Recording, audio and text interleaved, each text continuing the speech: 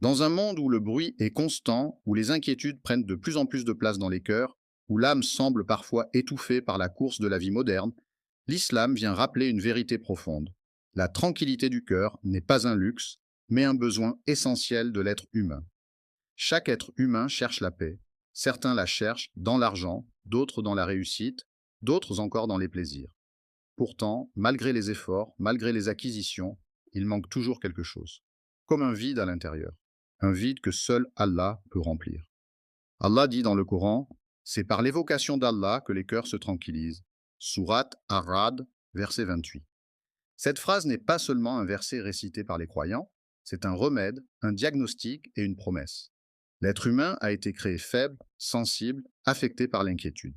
Le prophète disait, si le fils d'Adam avait une vallée remplie d'or, il en voudrait une deuxième. Ce hadith nous rappelle que, même en obtenant, même en possédant, même en gagnant, le cœur reste inquiet et insatisfait. Ce n'est pas par manque de réussite, mais parce que le cœur n'a pas été créé pour se rassasier de choses matérielles. Le cœur en islam n'est pas seulement un organe qui bat, c'est le centre de l'émotion, de la foi, de la perception spirituelle. S'il est en paix, tout est en paix. S'il est perturbé, tout devient difficile. Avant de comprendre comment trouver la tranquillité, il est essentiel de comprendre d'où vient le trouble intérieur. En islam, l'agitation du cœur peut venir de plusieurs sources. La dunya, ce bas monde, est séduisante mais trompeuse. Elle promet une paix qu'elle ne peut pas donner.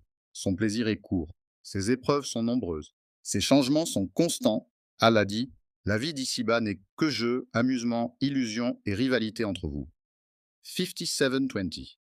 Quand le cœur s'attache trop à ce qui est instable, il devient instable lui-même. Le prophète dit, quand le serviteur commet un péché, un point noir apparaît sur son cœur. Les péchés ne sont pas seulement des fautes. Ils sont un voile, un poids, une fumée qui empêche la lumière de rentrer. Un cœur chargé de péché est un cœur agité, sombre, fatigué. L'agitation n'est pas un hasard, c'est un signe, un rappel, un appel à revenir. Plus le serviteur s'éloigne, plus son cœur souffre.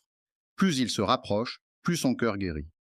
La tranquillité du cœur en islam n'est pas un événement soudain, c'est un chemin, un processus, un état que l'on cultive. Voici les premières étapes essentielles. Tout commence par une prise de conscience.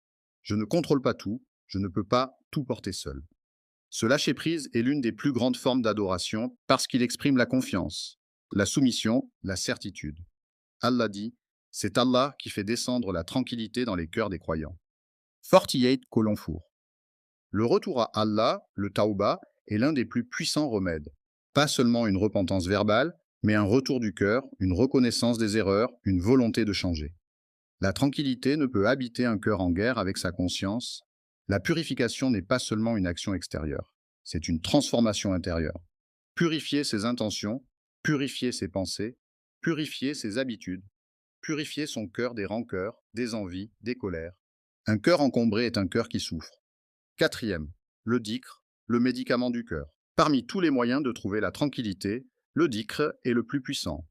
Allah l'a dit clairement, ce n'est que dans son évocation que le cœur trouve la paix. Le dhikr n'est pas seulement un acte que l'on récite avec la langue, c'est une connexion, un ancrage, une respiration intérieure. Pourquoi le dhikr apaise-t-il le cœur? Parce qu'il éloigne Shaitan, rappelle la présence d'Allah, renforce la foi, calme la peur, donne du sens aux épreuves, ouvre la porte aux bénédictions, nourrit l'âme comme la nourriture nourrit le corps. Chaque Subhanallah, Alhamdulillah, Allahu Akbar est une goutte de lumière dans l'obscurité du cœur. Chaque verset récité est une guérison. Allah dit, nous faisons descendre du Coran ce qui est une guérison et une miséricorde pour les croyants. 1782. Le cœur est malade, le Coran est le traitement. Un homme est venu voir un grand savant et lui a dit, je n'ai plus de tranquillité. Je dors mal, je n'arrive plus à profiter de la vie.